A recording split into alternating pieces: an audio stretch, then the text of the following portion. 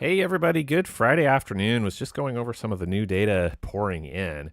Thought I better just get on and try and make it as clear as I can and try and put some time frames on things. So we haven't had to talk about severe weather for a while. I think we will need to head it into this afternoon and the evening, at least to be aware of the possibilities, right?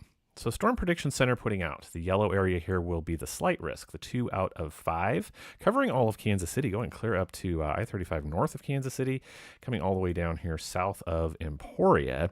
Surrounding in the dark green there, that would be the 1 out of 5. This would be because as data evolves headed into this afternoon and evening, we're talking about the potential for supercells. Anytime that we talk about supercells, we need to examine the tornado threat.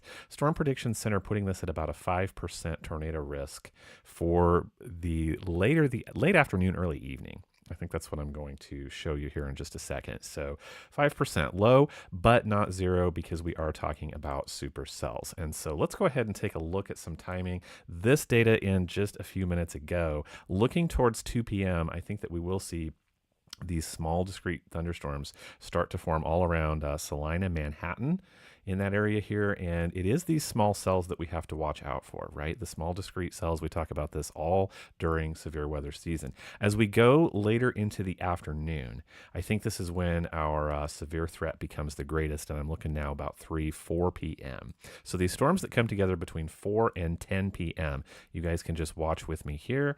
These are what we are watching, particularly these small discrete cells to become supercells. And we will watch for the tornado threat with that as well. So I'm up to 7 p.m. here, and around that time, I am looking for strong thunderstorms out west of Osage City, Council Grove, Topeka, headed up towards Holton, Kansas, Valley Falls, and Atchison. So these are going to continue to take a northeast track. So let's keep going here.